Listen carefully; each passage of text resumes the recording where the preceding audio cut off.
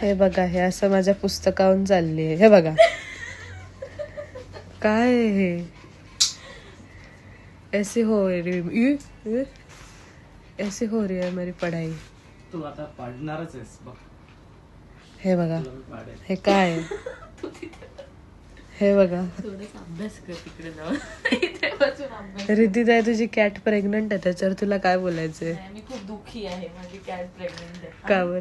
आम्ही पूर्ण सोय केलेली की ती प्रेग्नेंट न व्हावी.